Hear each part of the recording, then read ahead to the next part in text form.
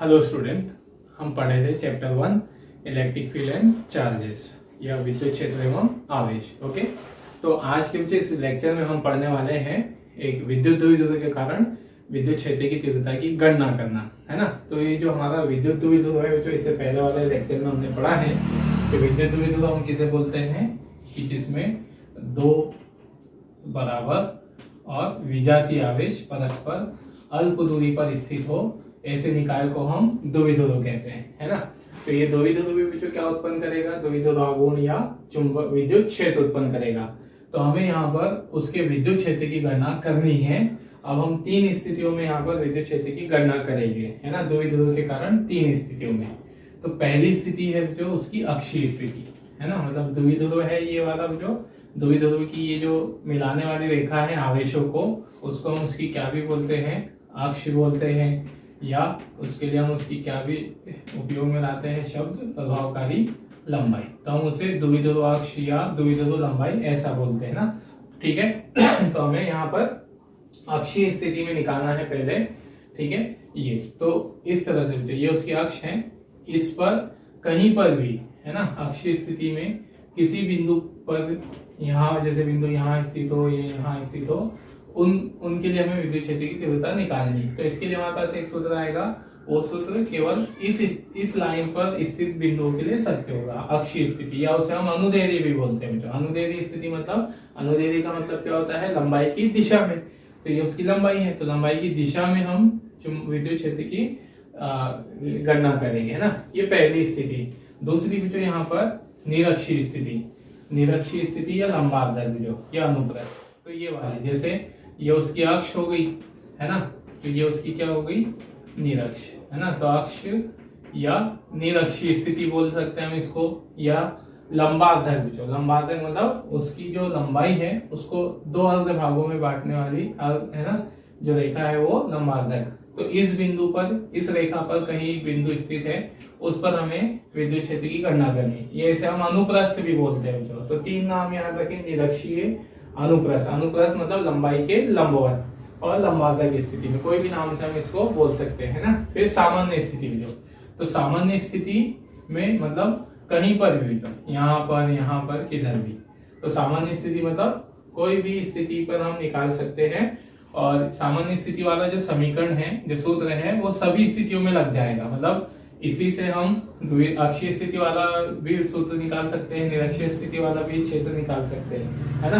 तो तीन स्थितियों में हम निकालेंगे, अक्षीय, निरक्षीय और सामान्य स्थिति में, है ना। चलिए, तो अब हम यहाँ पर बात कर रहे हैं पहला द्विध्रुव की अक्षीय स्थिति में विद्युत क्षेत्र की तीव्रता, ओके, या उसकी गणना।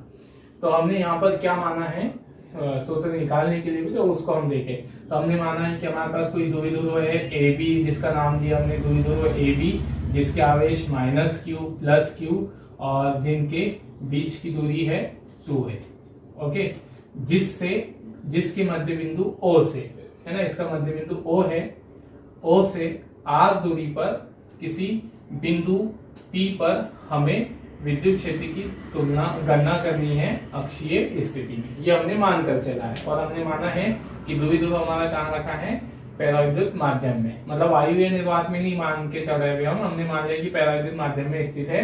तो पराविद्युत माध्यम का अपवर्तन और पराविद्युतांक कितना है, k है। तो क्या मान लिया हमने, माना कोई द्विध्रुव ए बी, जिसके आवेश -q +q, जिनके मध्य दूरी 2a है, जिसके मध्य बिंदु r से O से r दूरी पर अक्षीय स्थिति में किसी बिंदु P पर हमें विद्युत क्षेत्र की गणना करनी है, जहां द्विध्रुव पराविद्युत माध्यम में स्थित है, जिसका पराविद्युतांक k है। ये हमने माना है ना। तो हम सबसे पहले ये स्टेटमेंट यहाँ लिख लेंगे, ये कथन। मतलब हमेशा ध्यान रखिए, जो जब भी हम कोई डेरिवेशन कर रहे हो, सॉल्व कर रहे हो, तो उससे पहले ये बताना जरूरी होता है कि हमने किस चीज को क्या क्या माना है, हमने कौन सी स्थिति ली है ना, आवेश क्या लिया, दूरी क्या ली, ये सारी बातें बताना आवश्यक होती है ना डेरिवेशन में। तो ठीक है, उसमें जो हमारे एग्जाम के हिसाब से भी इम्पोर्टेंट होता है वो लिखना, उस पर हमको मार्क्स मिलते हैं, ठीक है। चलिए, तो वो कथन है ना, वो कथन लिखेंगे। कथन जो मैंने आपकी सुविधा के लिए यहाँ लिख दिया है, ठीक है। मतलब ये कथन किसके लिए लिखा हुआ है, इसके लिए, है ना। ये वही लिखा है, माना कोई द्विध्रुव AB है जिसके आवेश, है ना, मतलब लिखना भी सीखे, रटने की आवश्यकता नहीं, जो हमने लिया है उसी को शब्दों में लिखना है बस। क्या माना हमने यहाँ, क्या दिख रहा है हमको, द्विध्रुव, माना द्विध्रुव AB जिसके आवेश -q + q, जिनके मध्य की दूरी 2a है, कहाँ रखा है, किसी परावर्तित माध्यम में स्थित है जिसका परावर्तितांक k है, ये लिखना है ना। और हमें क्या करना है, जिसके मध्य बिंदु O से r दूरी पर किसी बिंदु P पर अक्षीय स्थिति में हमें विद्युत क्षेत्र की गणना करनी है, यही है। तो यही हमने पूरा की पूरा एज इट इज लिखा है ना। तो ये आप जब नोट करोगे तो कैसे नोट करोगे इसको, सबसे पहले ये हेडिंग आएगी, है ना, विद्युत द्विध्रुव के कारण विद्युत क्षेत्र की तीव्रता, फिर ये तीनों केसेस लिखोगे बेटा, है ना। फिर उसके बाद इसके बाद ये हेडिंग आएगी, द्विध्रुव की अक्षीय स्थिति में विद्युत क्षेत्र की तीव्रता, फिर उसके व्यंजक में कथन में ये लिखना, है ना। फिर उसके बाद हम डेरिवेशन आगे निकालेंगे। आज समझ में क्या कैसे कैसे नोट करना है ना। मतलब नोट्स भी जो अच्छे बनाइए, नोट्स इंपॉर्टेंट होते हैं एग्जाम में, उसी में जो जितने अच्छे आप नोट्स बनाओगे उतना आपको एग्जाम के टाइम फायदा मिलेगा, है ना। अच्छे नोट्स पे मार्क्स भी अच्छे मिल जाते हैं। ओके, तो यहाँ पर जो पहले ये हेडिंग लिखना, है ना, ये तीनों, तो उसके बाद अगला बिंदु डाल देना द्विध्रुव की अक्षीय स्थिति में विद्युत क्षेत्र की तीव्रता, तो उसके कथन में ये लिखना, है ना, ठीक है। फिर उसके बाद हम डेरिवेशन निकालना सीखते हैं, फिर उसके बाद ये सब आएगा, है ना। तो चलिए आप इसका एक जल्दी से स्क्रीनशॉट ले लीजिए, फिर हम इसको रब करके आगे देखते हैं। ओके, चलिए बेटा अब हम इसका डेरिवेशन देखते हैं, है ना। तो अब देखना तो यहाँ पर डेरिवेशन के लिए हम किस तरह से विधि अपनाएंगे, है ना। मतलब अब ध्यान रखना जो बाकी कोई टफ डेरिवेशन नहीं है, थोड़ा लेंथी जरूर है लेकिन है आसान मुझे, मतलब आप उसकी स्टेप, है ना, आप खुद आप समझ सकते हो क्या क्या करना है। तो इससे पहले जो कोई ध्यान दें, हमारे पास विद्युत क्षेत्र की तीव्रता है किसके कारण, बिंदु आवेश के कारण, ठीक है। मतलब हमारे पास एक बिंदु आवेश, जैसे एक अकेला आवेश कहीं पर स्थित हो तो उससे r दूरी पर किसी बिंदु P पर विद्युत क्षेत्र की तीव्रता का हमारे पास समीकरण है, ये इस तरह से वायु या निर्वात में उसमें रखा हो परावर्तित माध्यम में, ये सूत्र है ना, ठीक है। ये हमने एक अकेले आवेश के कारण विद्युत क्षेत्र निकालना है, ठीक है। तो अब हम यहाँ क्या विधि कैसे निकालेंगे, ध्यान रखना बच्चों, स्टेप समझ जाओ कि क्या क्या करते जाना है, बाकी सब आपको आते जाएगा। बाकी पूरी मैथमेटिकल प्रोसेस है, सिर्फ चिन्हों के आधार पर सॉल्व करना होता है। तो ध्यान रखो, यहाँ हमारे पास दो आवेश है, +q और -q, लेकिन हमारे पास विद्युत क्षेत्र की तीव्रता का सूत्र केवल एक अकेले आवेश, है ना, किसके कारण है, अकेले बिंदु आवेश के कारण। तो हम पहले यहाँ पर किसका विद्युत क्षेत्र निकाल लेंगे, मतलब वहां बिंदु P पर जो +q आवेश है वो भी अपना विद्युत क्षेत्र बनाएगा। तो +q का विद्युत क्षेत्र, है ना, उसकी दिशा कैसे होगी, पहले दिशा वो सब देख लें, है ना। तो +q और विद्युत क्षेत्र हम किस पे निकालते हैं, परीक्षण धन आवेश, मतलब बिंदु P पर कैसा आवेश रखा है, परीक्षण धन आवेश। तो ये +q आवेश है, ये भी प्लस यहाँ पर परीक्षण आवेश, तो इसकी विद्युत क्षेत्र की तीव्रता जो किधर होगी उसको वो प्रतिकर्षित करेगा, है ना।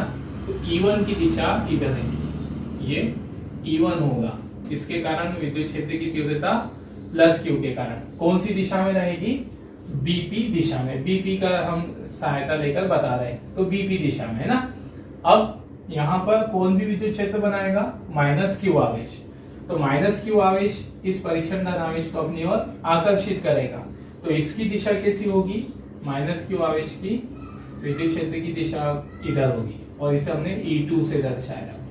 ओके, E2 की दिशा इधर, है ना, माइनस वाले की है, और E1 की इधर। इससे भी तो कहीं कहीं आप E+ ऐसा भी लिखा देखोगे, कहीं पर E- ऐसा भी लिखा देखोगे, तो इसे कंफ्यूज नहीं होना है, हमने E1 और E2 दिखाया है ना। ओके, चलिए अब यहाँ देखें, तो ये तो हो गई बात कि E1 और E2 दोनों विपरीत दिशा में है ना, ठीक है। तो विपरीत दिशा में है तो विद्युत क्षेत्र की तीव्रता सदिश राशि है, विपरीत दिशा में है तो क्या हो जाएगी, घट जाएगी। तो यहाँ E1 और E2 विपरीत दिशा में है, तो E1 में से E2 माइनस हो जाएगा, है ना, जो बड़ी है उसमें से छोटे को में। ध्यान रखिए जो E1 किसकी सदिश है, +q का विद्युत क्षेत्र, तो +q का विद्युत क्षेत्र बड़ा होगा यहाँ पे, है ना, क्योंकि +q पास में है बिंदु पी के, है ना, क्योंकि जो क्षेत्र की तीव्रता है वो दूरी के व्युत्क्रमानुपाती, दूरी कम तो तीव्रता ज्यादा, दूरी ज्यादा तो तीव्रता कम। तो यहाँ दूरी कम है प्लस क्यू आवेश की पी से, तो इसका विद्युत क्षेत्र ज्यादा होगा, है ना, और माइनस क्यू की दूरी ज्यादा है पी से, तो इसकी विद्युत क्षेत्र की तीव्रता कम होगी। तो इसलिए बच्चों हमने E1 को थोड़ा बड़ा बताया है ना, E1 की वेक्टर बड़ी है, थोड़ी सी लंबाई ज्यादा है, क्योंकि हमें मालूम है बच्चों वेक्टर सदिश की जो लंबाई है वो उसका परिमाण बताता है ना। हालांकि बच्चों कोई ज्यादा इस पे ध्यान नहीं देते हैं बच्चे लोग, लेकिन फिर भी बच्चों हमें बारीकी मालूम होना चाहिए, है ना। तो E1 की थोड़ी सी सदिश लंबी बनाओगे आप, E1 की थोड़ी छोटी, है ना, क्योंकि नियमों का हमको पालन भी करना है यहाँ पर, जो हमने वेक्टर को रिप्रेजेंट करने के सीखे। तो E1 का मान बड़ा है E2 से, है ना। अब हमें ये भी पता चल गया बच्चों कि E1 का मान सबसे पहले, अब हम क्या करेंगे यहाँ पर, है ना, तो हमें विधि क्या लगाएंगे, समझना, विधि बता ध्यान में रखते चले कि क्या क्या करते जाना है, बाकी सब आप कर लोगे। तो पहले हम किसका विद्युत क्षेत्र निकालेंगे, धन क्यू आवेश के कारण विद्युत क्षेत्र, धन क्यू आवेश के कारण विद्युत क्षेत्र या विद्युत क्षेत्र की तीव्रता वो लेंगे। तो इसका सूत्र क्या है हमारे पास, E1 से दर्शा दिया, ये सूत्र है 1/4πε0 K, Q, है ना, Q और R क्या होता है, आवेश और बिंदु P के बीच की दूरी, आवेश और बीच जहां पर निकालना है तीव्रता उसके बीच की दूरी, तो ये BP है ना, ये BP का स्क्वायर, ओके, BP का स्क्वायर, ठीक है। फिर इसको हम समीकरण 1 दे देंगे। फिर हम किसके कारण विद्युत क्षेत्र निकालेंगे, माइनस Q आवेश के कारण विद्युत क्षेत्र। मतलब प्रोसेस ध्यान में रखो, क्या क्या करते जाना है, पहले प्लस Q आवेश का विद्युत क्षेत्र, फिर सूत्र लगाएंगे, ये वाला सूत्र ध्यान होना चाहिए, याद होना चाहिए, इस सूत्र के आधार पे मान लिखेंगे, है ना। फिर माइनस Q का विद्युत क्षेत्र निकालेंगे, माइनस Q का विद्युत क्षेत्र ऐसा हो जाएगा, E2 से दर्शा दिया 1/4πε0 के Q। अब यहाँ ये जो माइनस Q आवेश है उसकी P से दूरी कितनी है, AP, तो यहाँ आ जाएगा AP स्क्वायर, इसको दे दिया मुझे समीकरण 2। फिर हमने यहाँ देखा E1 और E2 विपरीत दिशा में, ये हमें मालूम है, तो फिर परिणामी निकालने के लिए हम E1 और E2 कैसे हैं, विपरीत दिशा में है ना, तो विपरीत है, तो फिर परिणामी सदिश नियम से अगर दो सदिश विपरीत दिशा में होती है तो फिर क्या हो जाता है, परिणामी निकालने के लिए उनको हम घटा देते हैं, तो परिणामी क्या हो जाएगा, परिणामी निकालना है तो परिणामी निकालने के लिए माइनस कर देंगे। अब किसमें से किसको माइनस, जो बड़ी है उसमें से छोटी को, तो बड़ा कौन है यहाँ, बड़ा किसका मान है, E1 का, तो E1 में से माइनस कर देंगे E2 को, ये हमारे पास क्या आ जाएगा बच्चों, परिणामी विद्युत क्षेत्र की तीव्रता, ये करना है। उसके बाद इन दोनों के मान लगोगे और पूरा चिन्ह के आधार पे सॉल्व करते हुए जाना है। आया समझ में, सबसे पहले क्या निकालना है आपको, मतलब बात ये आती है बच्चों कि आप कंफ्यूज होते हैं कहाँ से शुरुआत करें डेरिवेशन की, क्या लिखना है पहले फिर क्या, है ना, कंफ्यूज हो जाते हैं हम। तो दिमाग में बिठा लो जो कि हमको क्या करते जाना है ना। हमें पहले किसकी दूरी, किसकी आवेश, किसका विद्युत क्षेत्र निकालना है, प्लस Q का इस सूत्र के आधार पे, माइनस Q का इस सूत्र के आधार पे, फिर दोनों को माइनस कर देना है, बड़े में से छोटे को, E1 में से E2 को। अब एक बात ध्यान है ना, अब हम डेरिवेशन की शुरुआत कहाँ से करेंगे है ना। तो देखो, अगर आप प्लस Q आवेश के कारण विद्युत क्षेत्र निकाल रहे हो तो पहले आपको प्लस Q आवेश की और बिंदु P के बीच की दूरी मालूम होना चाहिए, है ना। फिर अगर आप माइनस Q के विद्युत क्षेत्र निकाल रहे हो तो माइनस Q का विद्युत क्षेत्र में भी आपको पहले किसका मान मालूम होना चाहिए, माइनस Q आवेश और बिंदु P के बीच की दूरी मालूम होना चाहिए। मतलब सबसे पहले हमारे क्वेश्चन ये आएगा जो कि हम पहले AB और किसका मान निकाल ले, BP का मान निकाल ले, है ना। तो ये पहली स्टेप। अब ध्यान में पूरी स्टेप दिमाग में बिठा लो, क्या क्या करते जाना है। पहले हम क्या निकालेंगे, बिंदु P की आवेशों से दूरी, ओके। फिर उसके बाद धन Q आवेश का विद्युत क्षेत्र, फिर उसके बाद ऋण Q आवेश का विद्युत क्षेत्र सूत्र लगाकर, है ना। फिर यहाँ AP BP के मान रखकर जो आएगा उसको समीकरण 1 देंगे, दूसरे को समीकरण 2 देंगे। फिर तीसरे स्टेप में क्या करना है, यहाँ चौथी स्टेप में परिणामी निकालने के लिए E1 और E2 को माइनस कर देना है। फिर माइनस करके चिन्हों के आधार पे सॉल्व करते जाना है। उसके बाद बाकी फिर सब जो आपको सब आएगा सारे, है ना, सिर्फ गुणा भाग ही करना रह जाएगा बस, ओके।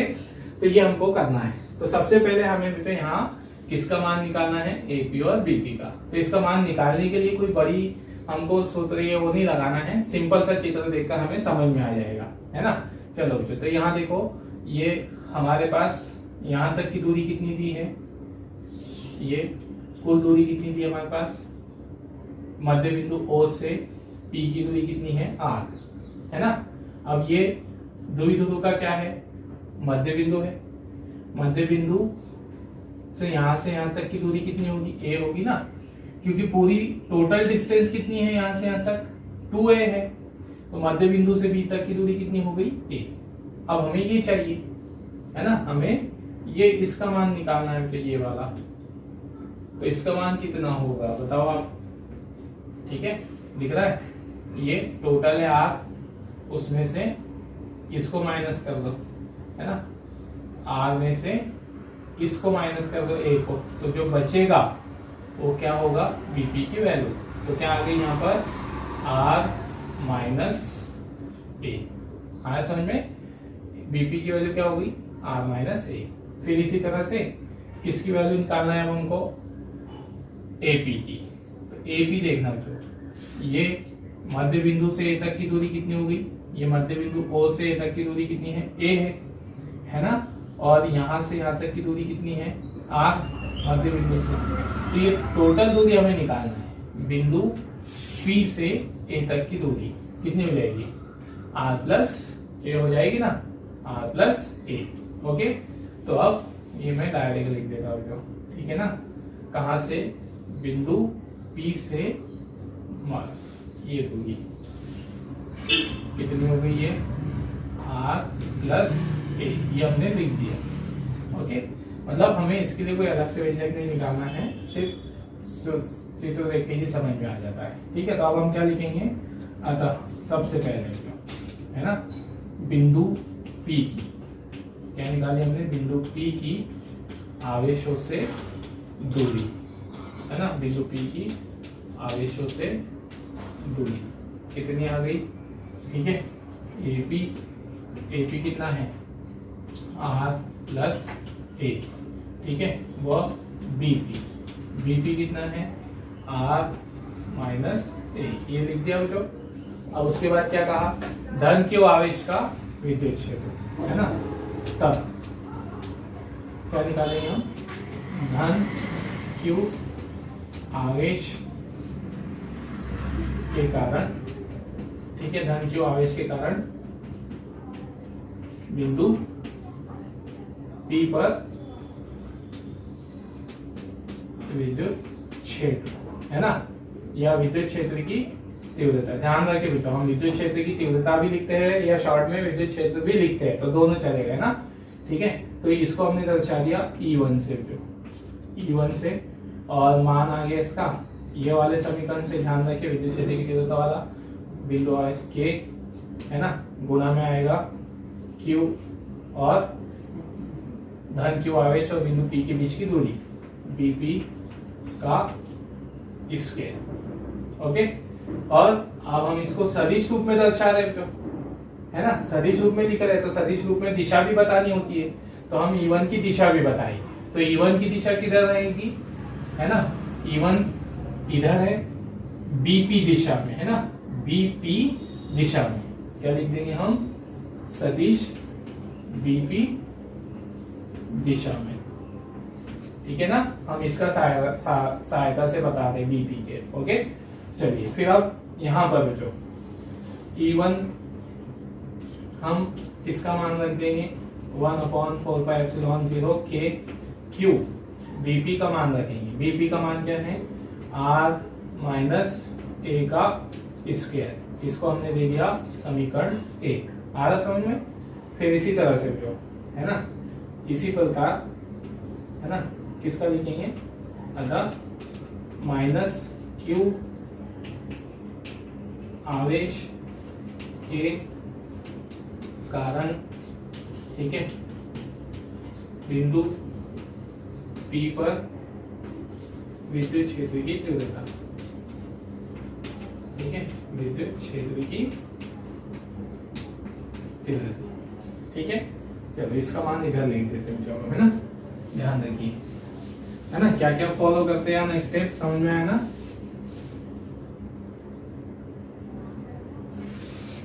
ठीक है, चलो किसका मान निकाल रहे हैं हम, माइनस क्यू आवेश के कारण बिंदु पी पर विद्युत क्षेत्र की तीव्रता। माइनस क्यू आवेश हमारा क्या है, चलो इसका सूत्र क्या बनेगा हमारे पास, E2 okay 1/4 pi epsilon not के।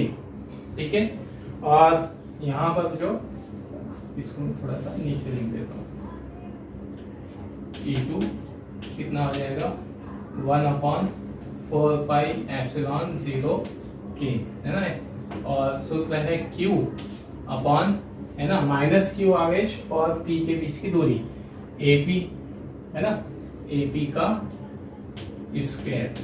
ओके, और इसको हम लिखेंगे जो सदिश रूप में लिख रहे हैं तो दिशा भी बताएंगे। सदिश रूप में क्या, दिशा किसकी सहायता से बताते हैं हम, जैसे हमने इसको लिखा BP दिशा में, तो ये कौन सी दिशा में, PB दिशा में, है ना, सदिश PB दिशा में। ठीक है ना, ये अब आगे बच्चों, इसके बाद किसका मान रखोगे आप, AP का। AP हो जाएगा, E2 हो जाएगा हमारे पास 1/4 पाई एप्सिलॉन नॉट के Q। AP का मान है, AP ये R प्लस A, तो ये R प्लस A का स्क्वायर, इसको दिया समीकरण नंबर 2।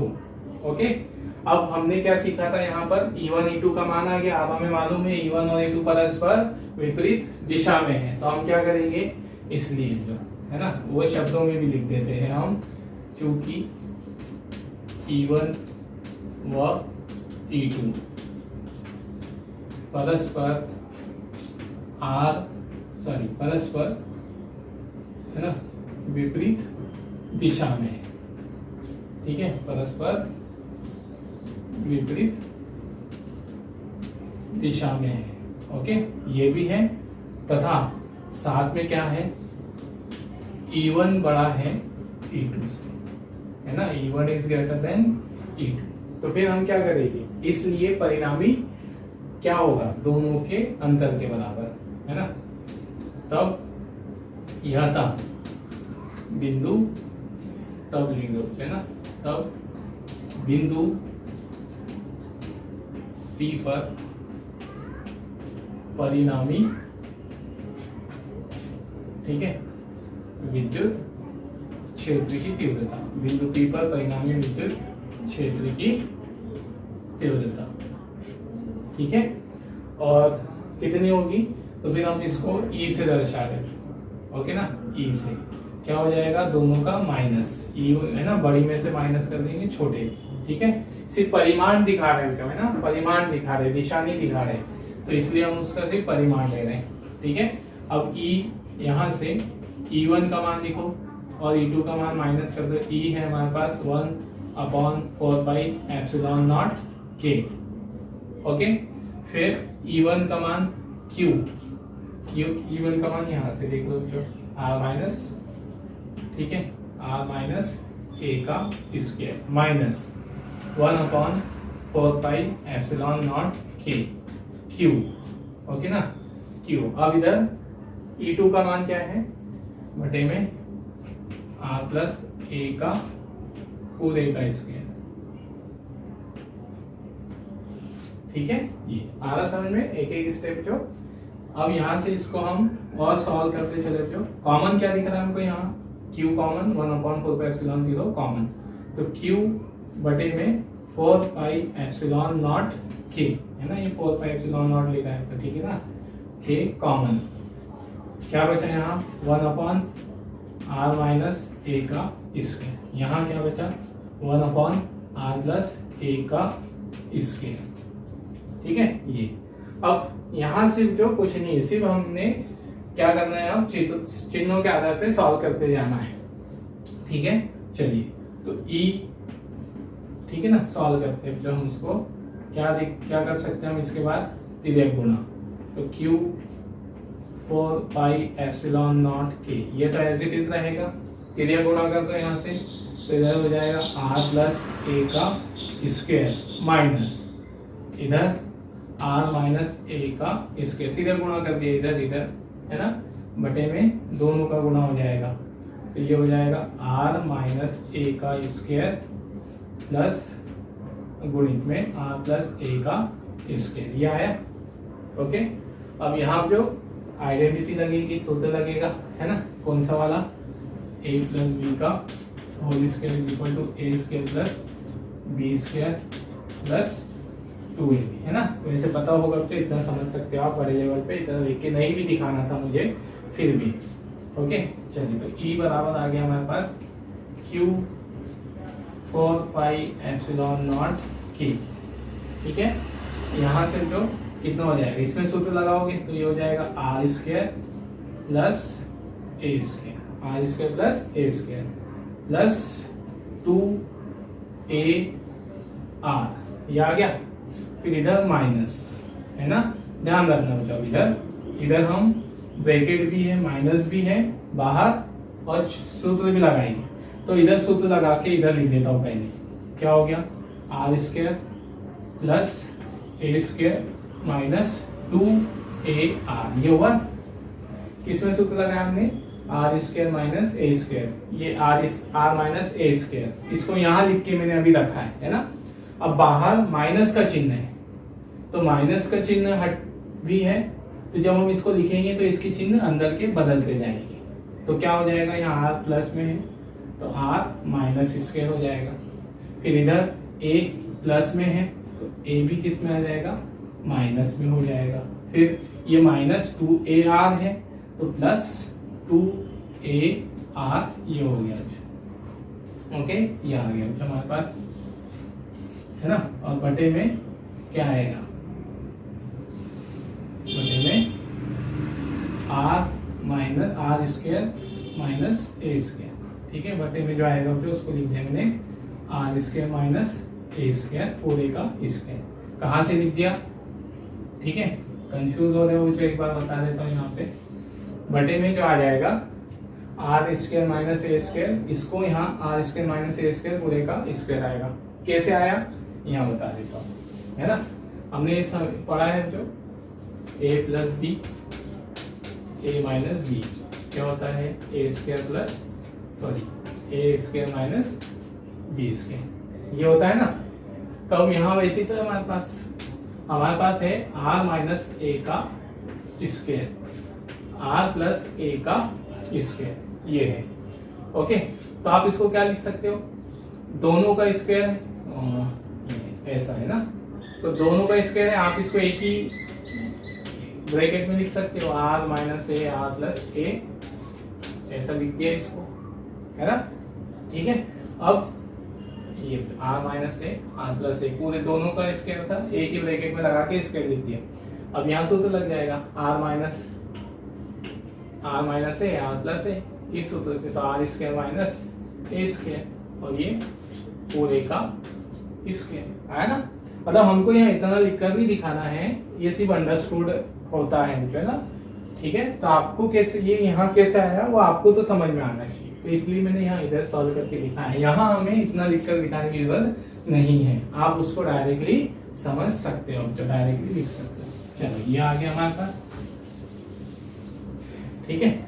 अब जो बचेगा यहाँ से उसको यहाँ लिख देते, E Q 4 pi epsilon not के, है ना। अब जो बच रहा है आर स्क्वायर का ये कैंसिल, आर माइनस प्लस, है ना, ये ए स्क्वायर ये minus A square cancel. Okay, अब क्या बचा यहाँ 2ar प्लस 2ar, तो हम इसको ऐसा लिख सकते हैं 4ar, हो गया ना। फिर इसको बटे में जो है वो तो एज इट इज लिखा जाएगा, R square minus A square पूरे का स्क्वायर, ये आ गया। अब चलिए हम इसको और थोड़ा सा जो क्या लिखते हैं, E, है ना, Q अपॉन 4 पाई एप्सिलॉन 0 की। अब क्या लिख रहे हैं, ये जो 4ar है इसको हम तोड़कर लिख रहे हैं, इसको हम लिख रहे हैं 2a इंटू 2r, बटे में R square minus A square पूरे का स्क्वायर, ये हमने लिखा। आर समझ में, ठीक है ना।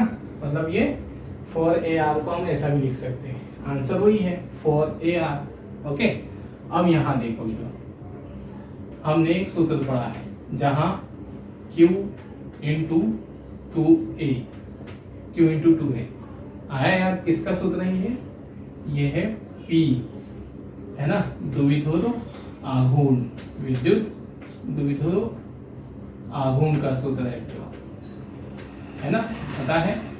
चलिए अब इसके यहाँ हम क्या लिख सकते हैं, E Q 4 pi epsilon not K over.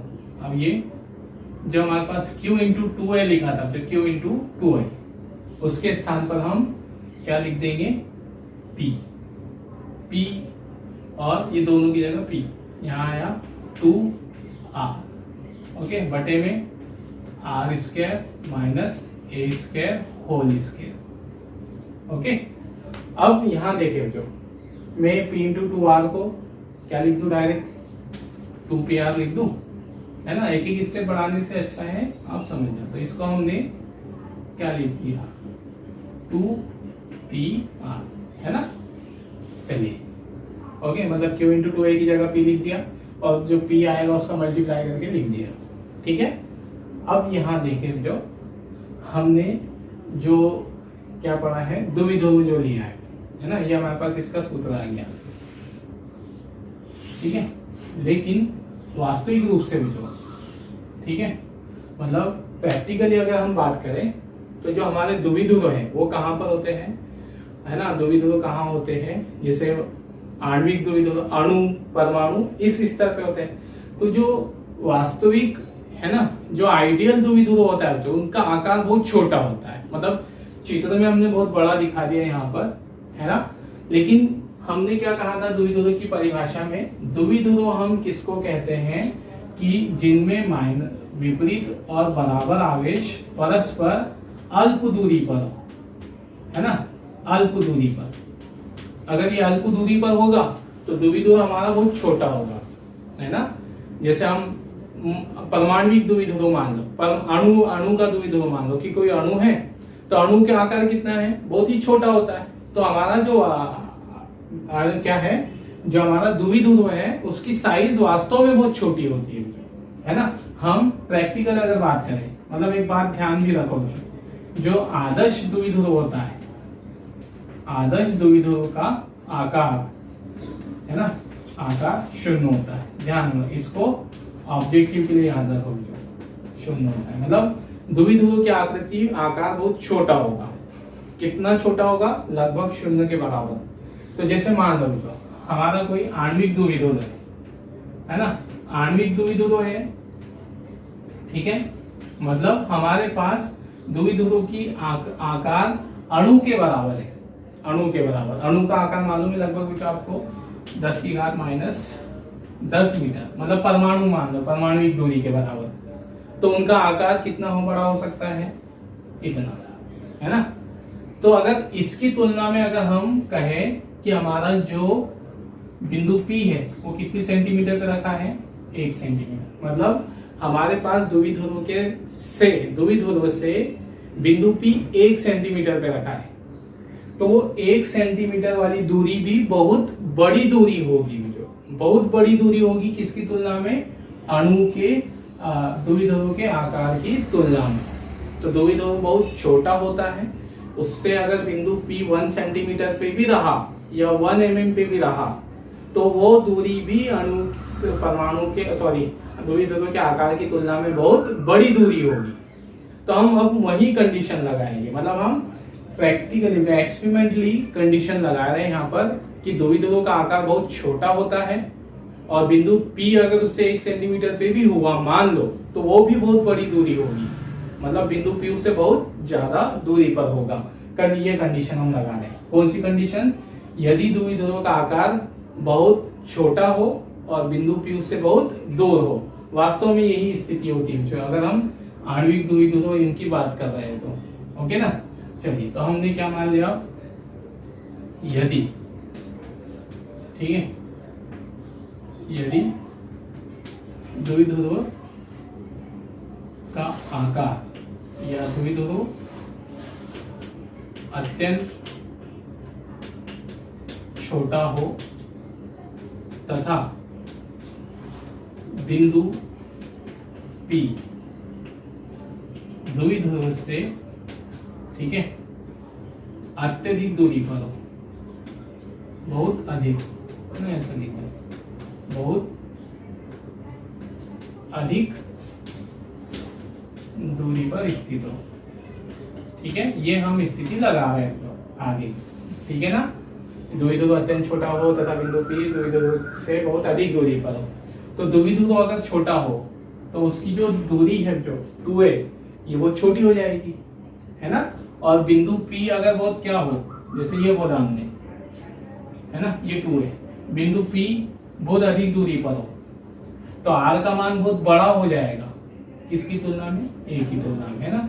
तो हम उसको गणितीय रूप से ऐसा लिखते हैं, r is greater than a तथा, ठीक है, a को हम लगभग क्या मान ले, नगण्य, ठीक है ना।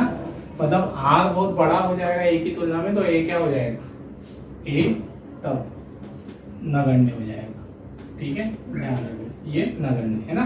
अब इस स्थिति में समीकरण क्या बनेगा, तब E बराबर, ठीक है, E बराबर आ जाएगा हमारे पास 1/4 पाई एप्सिलॉन 0, ये एप्सिलॉन नॉट के 2pr, ओके। और यहाँ क्या बचेगा, फिर यहाँ देख लो ना क्या बचेगा, वैसे आप डायरेक्ट समझ सकते हो, इतने क्या बचेगा, जैसे r² माइनस a² है, उसका पूरे का स्क्वायर, तो हम a² के नगण्य कर दो, तो यहाँ बचा r² और पूरे का स्क्वायर, तो r की घात कितनी होगी, 4, तो r हो गया, उसकी घात 4 हो गई, ठीक है। अब ये r की घात 4 है बटे में और ऊपर एक r है ना, तो ये कैंसिल होकर क्या हो जाएगा, 1/4 पाई एप्सिलॉन 0 के 2p, है ना, r से r कैंसिल, r की घात कितनी हो गई यहाँ पे 3, ये आया हमारे पास विद्युत क्षेत्र की तीव्रता, ओके। अब इनके मान जो आप एसआई में और सीजीएस में लिख सकते हो, एसआई पद्धति में, सीजीएस पद्धति में, है ना। तो एसआई और सीजीएस पद्धति में हम इनके मान क्या क्या लिखेंगे, चलो ना, इस जगह कम है जो, इसलिए पास में लिख रहे हैं, ठीक है। चलिए एसआई पद्धति में बता देते हैं, ठीक है। एसआई पद्धति इसका सूत्र, तो जो हमने सूत्र या मान जो लिए हैं जो एसआई पद्धति के लिए ही लिए हैं, तो सूत्र आ जाएगा 1/4 पाई एप्सिलॉन 0 के, सूत्र में कोई चेंज नहीं आएगा, बस हम मात्रक लिख देंगे वहां उसका, 2p r की घात 3, है ना। मात्रक क्या आएगा, मात्रक आएगा जो न्यूटन बटे कूलाम, इंग्लिश में लिखा होता है ना, न्यूटन बटे कूलाम, मात्रक जगह नहीं है इसलिए, ओके। अब यहाँ पर हम लिख दें वायु या निर्वात में, है ना, वायु या निर्वात में, ठीक है। तो वायु या निर्वात में k का मान कितना हो जाता है, 1 हो जाता है, k बराबर 1, ठीक है। तो k का मान 1 रख दोगे तो इधर क्या बचेगा, जो आपके पास जो सूत्र है E बराबर हो जाएगा 1/4 पाई एप्सिलॉन नॉट, k का मान 1, तो ये हो गया 2p बटे r की घात 3, है ना, न्यूटन बटे कूलाम, ये है ना, ये आ गया, ओके। ये एसआई पद्धति में सूत्र वही है ना। अब सीजीएस में अगर हम लें, ओके, सीजीएस पद्धति, तो सीजीएस पद्धति में जो हमने पढ़ा है कि नियतांक 1/4 पाई एप्सिलॉन 0, इसका मान होता है 1, ओके।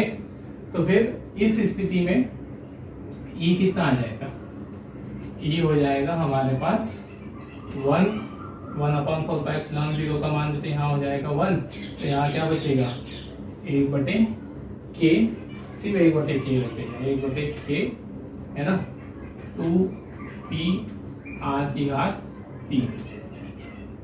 ओके, और मात्रक लिख दोगे, फिर मात्रक क्या आएगा सीजीएस पद्धति में, इंग्लिश में लिख रहा हूँ डायन बटे स्थिर कूलाम, है ना। तो स्टेट कूलाम हम उसको लिखते हैं, है ना। आप हिंदी में लिखना चाहते हैं हिंदी में लिख देना, ये स्टेट कूलाम, कूलाम के लिए शॉर्ट में लिख दिया सी, ठीक है, ये आ गया। फिर इसमें भी दो वायु या निर्वात में, है ना, वायु या निर्वात में के का मान कितना 1, तो वायु या निर्वात में के का मान 1 हो गया। तो हमारे पास समीकरण क्या आ गया, तब E बराबर हो गया जो ये, है ना, के भी 1 हो जाएगा, तो 2p r की घात 3। मात्रा क्या बचेगा इसका, डायन, है ना, स्टेट कूलाम, ये आया। ओके, चलिए ये रहे, है ना।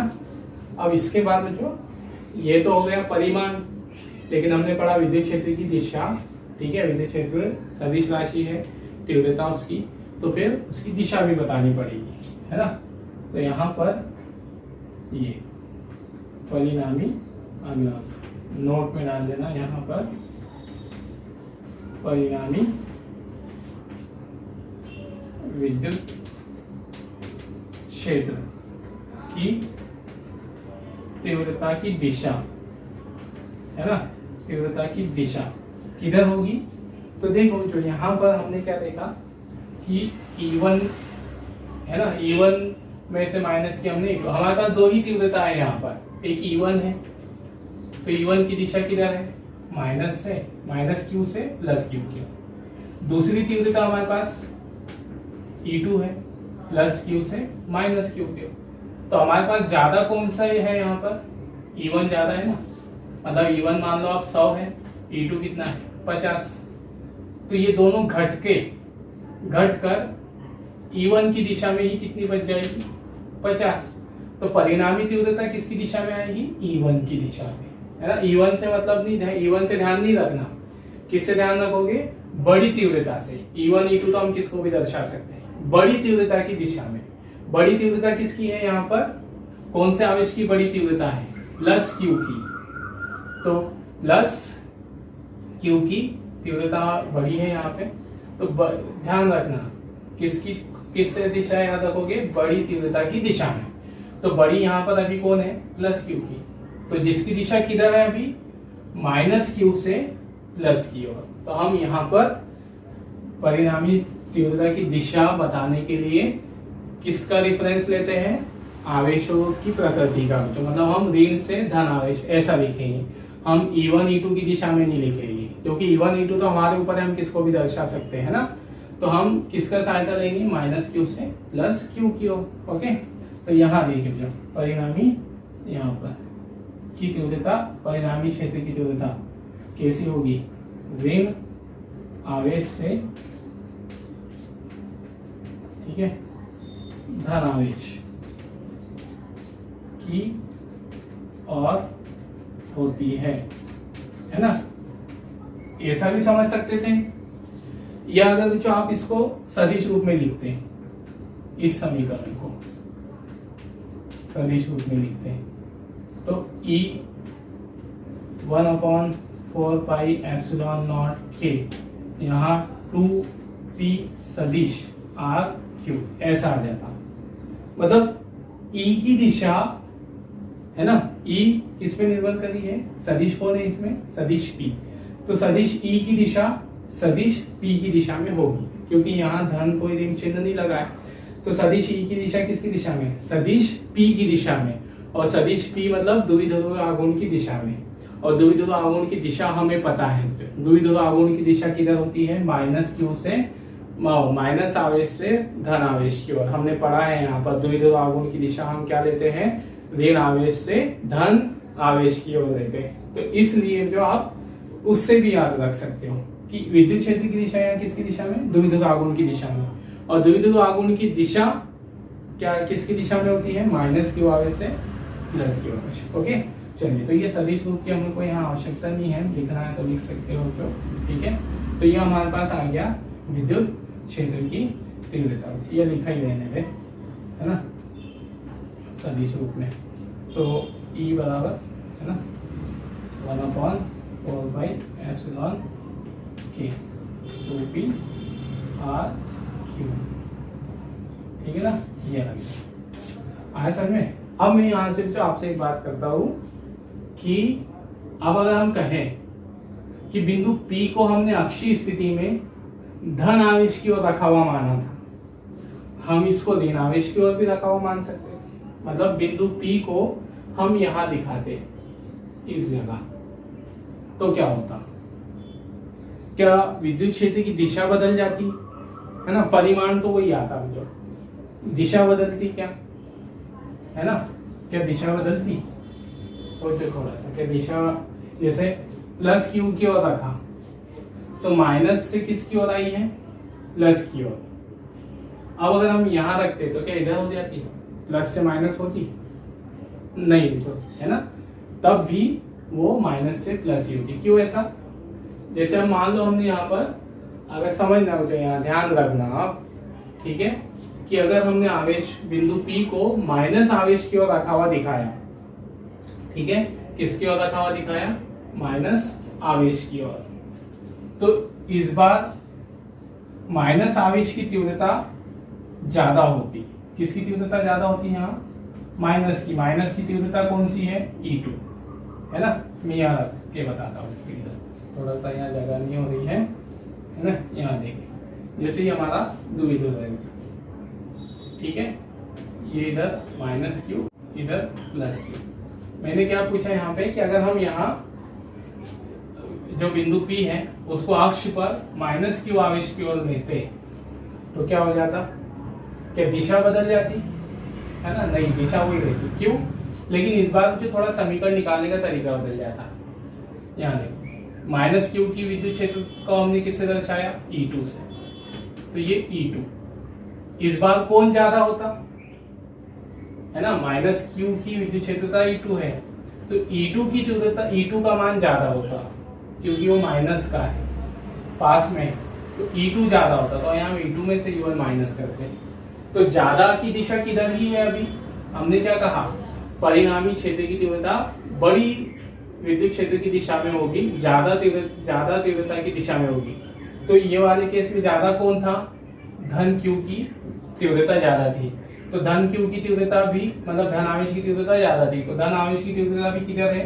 माइनस से प्लस की ओर। और अगर हम यहां रखते तो इस बार किसकी तीव्रता ज्यादा होती? माइनस की। और माइनस की ज्यादा होती तो माइनस की दिशा अभी भी किधर है? माइनस क्यू से प्लस क्यू की ओर। इसका मतलब दोनों स्थितियों में, आप बिंदु को इधर रखा दिखाओ या इधर रखा दिखाओ, तीव्रता किसकी दिशा में रहेगी? ऋण आवेश से धन आवेश की दिशा में, है ना? मतलब ये थोड़ा सा जो हमने एक्स्ट्रा बात डिस्कस कर ली यहाँ पर, है ना? मतलब हम ऐसे कंफ्यूज ना हो जाए कि इधर रखा तो ये धन ऋण से धन की ओर आएगी, उधर रख देगी तो धन से ऋण की ओर आएगी, ऐसा भी जो आपको लग सकता है, कंफ्यूजन हो सकता है ना? चलिए, इसलिए हमने इसको डिस्कस किया। ओके, तो ये थी जो हमारे पास विद्युत क्षेत्र की तीव्रता अक्षीय स्थिति में द्विध्रुव के कारण। ओके, अब ये जो महत्वपूर्ण प्रश्न है ना, एग्जाम में पूछा जाने वाला प्रश्न है। तो इसका प्रश्न जो है कैसे बनता है? विद्युत द्विध्रुव आघूर्ण के कारण, विद्युत द्विध्रुव की अक्षीय स्थिति में या विद्युत द्विध्रुव की अनुदैर्ध्य स्थिति में विद्युत क्षेत्र की तीव्रता गणना कीजिए। तो कैसे लिखेंगे? जो एग्जाम में लिखने का तरीका भी हमें आना चाहिए, है ना? मतलब मेन तो जो क्या है, हम साल भर बहुत पढ़ लेते हैं, है ना, ये वो सब करते हैं, लेकिन एग्जाम में हम कॉपी में बराबर सारी चीजें वैसे रिप्रेजेंट नहीं कर पाते। तो हमको आता सब है, लेकिन रिप्रेजेंट करने का तरीका नहीं आता, लिखने का तरीका नहीं आता, तो फिर हमारे वहाँ मार्क्स कम हो जाते, माइनस हो जाते, मार्किंग हो जाती। तो हम सोचते हैं हम तो सब पढ़ के गए, सब तो लिख दिया, फिर भी कम क्यों आए, ऐसा। तो बात हुई है, लिखना कितना है, कैसे लिखना है, और एग्जाम में इतना लिखना है कि हमको टाइम भी बचाना है। तो इसका प्रश्न जो अगर आएगा कि विद्युत क्षेत्र की तीव्रता की गणना कीजिए द्विध्रुव की अक्षीय स्थिति में, तो आप इसको कहाँ तक लिखोगे? तो अगर उसने प्रश्न में ये नहीं पूछा है SI में निकालो या CGS में निकालो, तो हम विद्युत क्षेत्र की तीव्रता का समीकरण सिर्फ यहाँ रोक देंगे, यहाँ पे विद्युत क्षेत्र की तीव्रता, है ना? फिर हम ये SI CGS ये सब निकालने की, बताने की कोई आवश्यकता नहीं है, अगर प्रश्न में नहीं पूछा है तो उसने। प्रश्न में और पूछता भी नहीं है बच्चों लगभग, है ना। अक्सर हमारा अनुभव ये रहा है कि वो ऐसी स्थितियां लगाकर नहीं पूछता कि एसआई में लिखो या सीजीएस में लिखो, ऐसा, है ना। सिर्फ बोल देता है कि विद्युत क्षेत्र की तीव्रता की गणना कीजिए, सूत्र का स्थापना कीजिए, व्यंजक प्राप्त कीजिए। तो हम यहाँ तक लाएंगे और यहाँ लाने के बाद मतलब पूरा लिखने के बाद यहाँ पर कैसे लिखेंगे, पहले तो यहाँ कथन लिख दोगे। कथन बच्चों जो हमने पहले लिखा इससे पहले, मतलब कथन पे भी नंबर होते हैं जो, है ना, कथन पर भी मार्क्स होते हैं। उस पे जैसे वो मेमोरेंडम होता है जो कॉपी वैल्यूअर का, है ना। तो हमारा अनुभव है जो वैल्यूएशन के समय हमको मेमोरेंडम दिया जाता है, उस मेमोरेंडम में कथन पर आधा नंबर या किसी कथन पर 1 नंबर दिया होता है। तो वो हम जनरली भी उसको छोड़ देते हैं कि यार वो हम डेरिवेशन तो पूरा करके आए हैं, उसका क्या इंपॉर्टेंस है। नहीं भी, उसका इंपॉर्टेंस है भाई।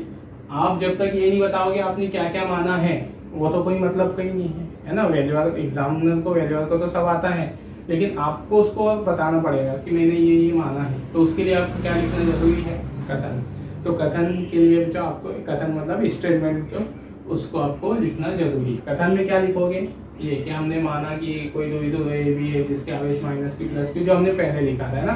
तो इसको नोट करते टाइम कैसे नोट करोगे, ठीक है, ये हेडिंग डालोगे और जो कथन पहले लिखा वहां से ये कथन लिखना, फिर ये डेरिवेशन पूरा आएगा।